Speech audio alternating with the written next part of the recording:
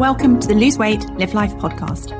If you're someone who would do anything to lose weight, yet finds it impossible to stick to a diet, to eat less, or just what you think you should, this podcast is for you. I am your host, certified life and weight mindset coach, Clair MACKENZIE. Listen in to learn how to stop overeating, lose weight for the last time, and create a relationship with food and yourself that you love, all without diet deprivation and self-sabotage.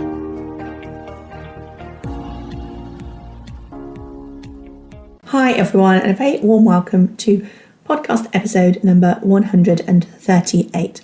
So today we are going to dive into something that we probably all face at some point in time, and that is the urge to quit. So whether it's a diet, a resolution, or a life goal, it's very tempting to throw in the towel when the going gets tough. But why do we do that, and how can we manage it? Firstly, it's normal. We're all human, designed with a myriad of feelings and urges, and quitting often stems from an array of thoughts like, I can't do this, or this is too hard, which fuel feelings of despair, frustration, and doubt.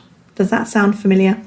Now, you may experience quitting in different scales. So there are big quits where you decide to abandon your goals altogether, perhaps saying, this is just who I am. I can't change my relationship with food. It feels monumental. And you decide to stay stagnant and give up on trying to make change. And then there are those little quits, maybe more frequent, impulsive decisions. Maybe you decide to skip the planned walk or to choose a snack that's not in alignment with your food framework. And this is also a form of quitting. It's trading long-term results for momentary comfort or pleasure. And in between, then of course we have the medium quits. So it's not total abandoning of your goals, but it involves maybe compromise, settling for less. Often we say we'll do something else instead, but not really doing it. And it's like a grey area which will still slow down your progress. And often I hear clients say to me, well, I ate this, but it could have been worse. And that is a sign that you are maybe having some of these sort of like in the middle, medium quitting actions going on. So quitting is usually more than just a one-time act, and it can easily become a habit, making decisions below our level of conscious awareness. And repeated quitting ingrains this behaviour, and we can transform it until it almost feels quite reflexive. So we might have a plan to eat a certain way when we go out for dinner, but every single time we choose something else on the menu, not what we planned, and we become very much habitual to do that, so we almost don't even notice that we're doing it. We might not even realise how we're justifying our poorer food choices or our hindering weight loss food choices, making excuses to make quitting feel less like a conscious decision and more like a compulsion. The other thing that we often do when we have those little quits, when we give up on the day and we decide we will do better tomorrow, or we say, I'll have this right now and tomorrow I'll make up for it by having the salad for lunch or something like that. What we do in that moment is we are instantly setting ourselves up by enabling us to feel better in the moment. So when we make a promise to ourselves that we're going to be better or do something different or change how we are or just show up differently the next day, tomorrow, and of course what we find is that tomorrow never comes, but the reason that it feels good, it feels like a good option for us in the moment, is because we're making this promise that we're going to do it better, right, however you frame it, however you want to think about it, the next day. And the feeling of doing that, and we believe it in the moment, helps us to feel better about our little quit, the thing that we're not doing in the here and now. So we escape the discomfort or the judgment that we may want to have of ourselves for our little quits by offsetting them with the promise of what we're going to do tomorrow. But of course, the problem is that this becomes habitual. Tomorrow, in the way in which we're talking about it right now, never really comes. And when we're quitting, it prevents us from what we achieve. It prevents us from achieving what we truly want. It slows down our progress. Sometimes it can breed a cycle of shame when we're judging ourselves for the quitting decisions that we're making, and it can also leave us feeling inadequate. Also, it might seem self-explanatory, but it's vital to remember that quitting, little quits, medium quits, big quits, do not expedite our weight loss. They do not expedite us having the relationship with food that we want. They do not help us. In fact, of course, they hinder us achieving weight wellness and the health that we want. All of these little quits, all that they do is merely extend the amount of time, effort, and energy that you put into the transformation that you're looking for. Often they leave you wallowing in regret. So quitting doesn't just lead to physical setbacks, it can also trigger a cascade of negative emotions such as shame and frustration as well. And this emotional turmoil often drives us back into the arms of our oldest comfort food, thus continuing the destructive cycle. And it's imperative to acknowledge that succumbing to these tendencies is inherently human. It's normal. It's a reflection of our innate wiring.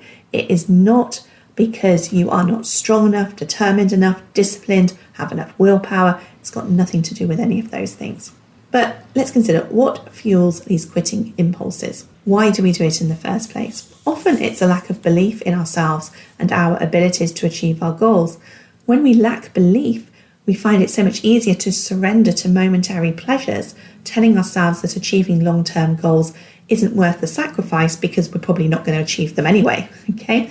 So it's like you're caught in this perpetual loop where you're envisaging an ideal future self, but you continue to postpone the efforts needed to get there because there's always that part of you that is in doubt as to whether you will actually achieve it. And quitting offers a quick escape, relief from various struggles. So we've talked about lack of belief. Something else that often comes up is your human or animalistic instinct to choose false pleasure, to choose that instant gratification. We were talking about this on the podcast last week, over lasting joy.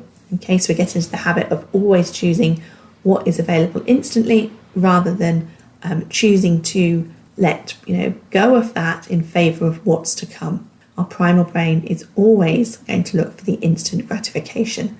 And when our primal brain is making the decisions, and it's always our primal brain that has us in making these in the moment quitting decisions, of course, we're not able to access all of the wisdom of our higher human brain. So we totally overlook how far we've come, what we've learned already, how we've made the progress up until this point that we have.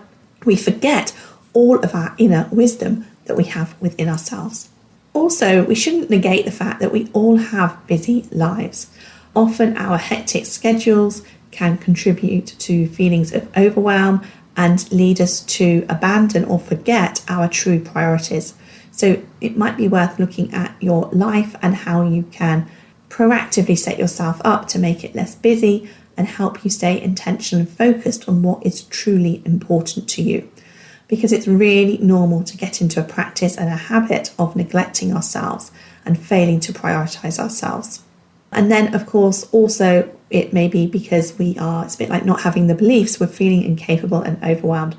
Those can also be common roadblocks that lead us to quitting. So how do we overcome this? How do we stop quitting on ourselves? Well, we start by identifying the thoughts that fuel the feelings that lead us to want to quit. So are you thinking it's too hard? Or are you thinking that you don't know how to lose weight, that you don't know what foods you should be eating? Once you can identify the thoughts and you observe the feelings they evoke and you know what's going on for you, then you can start to think about putting solutions in place for you. So are you feeling despair? Are you feeling frustration? Are you feeling boredom? You want to know the feeling that is fueling the action of quitting, because then you can notice it, look at the thought that's creating that feeling, and then you can start to make changes. Those thoughts and feelings, by the way, they're never really going to go away. Once you do this work of practicing noticing them and then thinking about how you want to think about things differently, seeing the different perspective, reframing them, they may well appear less often, but to some extent they're always going to be there because it's a part of our human nature to always be looking for the negative in things, to protect us from failure by giving us these negative emotions in advance. So we're protecting ourselves from future negative emotion. Doesn't make much sense, but it's really, really normal. So what can you do? What strategies can you deploy to help you manage the urge to quit? So most importantly, you want to be aware of your thoughts. You want to be aware of your thoughts, those sentences in your mind. And when you're aware of them, you want to be aware of whether they are helping you or hindering you. Are they fueling your desire to quit? Are they, leading you down that pathway? Or are they taking you forward to supporting you on your weight loss journey and creating the health results that you want? Now, those negative thoughts, those unhelpful thoughts are always going to be there. What you want to know, what you want to learn how to do is how to respond and manage them, and how not to allow them to derail you, how not to believe them, how just to see them as optional thoughts. And of course, you choose not to listen to them and abide by them. Also, it's useful if you can expect the urge to quit, okay? Expect that at some point you're going to want to give up, rather than thinking, if you do want to give up, that something has gone wrong, or again, starting to talk to yourself and tell yourself that, you always fail. You've got that inner critic voice coming out. You always give up. You're not got enough willpower. There's something wrong with you, yada, yada, yada, okay? When you expect to quit, expect to feel the urge to quit, then you can recognize when it appears and go, okay, here we go. This is just a part of the process. Also, understanding your brain is useful and helpful as well.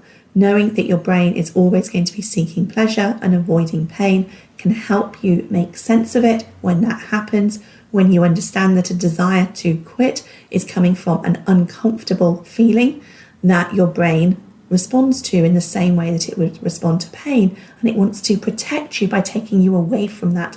And if not quitting feels uncomfortable, then your brain's quick solution is to have you quit. And you can learn to sit with those discomforts, to allow them to be there, to enable them, to embrace them, to understand them, and then they are not going to be so derailing and not have you giving into them. It can also be incredibly useful to stay cognizant and clear on your goals, and to know where you're headed on your journey. Where do you want this path that you're on at the moment, this weight loss journey that you're on, where do you want it to lead you? What is it that you are wanting in your future? The more you can focus on that, the more intentional you can be, the more you can remind yourself of that every single day, the easier it's going to be to access part of that when you are in the place where it's feeling difficult and uncomfortable. Also remind yourself that all you need to do is keep moving forward in tiny, tiny steps. So just keep moving forward. It doesn't matter how slowly or how small the steps are, moving forward is going to take you to your goal. If you're continually moving forward, even in slow ways, even in small ways, you are going to get to where you want to be. That is all you need to do. So the key really is to cultivate self-awareness and break the cycle of habitual quitting. Recognize your patterns, empower yourself, and remember it's about progress and not perfection. By embracing your humanity, you can move forward, reach your goals, and build the life you desire. So just to recap, let's remember quitting only offers temporary relief and fleeting pleasure.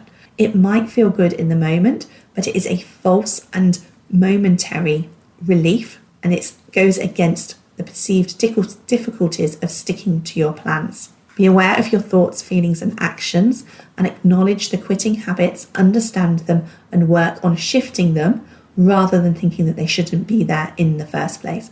All weight loss journeys are more of a marathon. I want to think of it more of a cruise, but they are not sprints. So embrace the opportunities to learn from what feels difficult, embrace your struggles because they're going to teach you so much, and keep moving forward.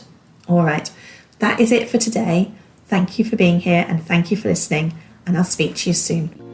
If you enjoyed listening to this podcast and are ready to live a more intentional life, lose weight as a part of that journey, and create a relationship with food and yourself that you love, then I would be honoured to have you join the Lose Weight Live Life Academy membership and coach with me.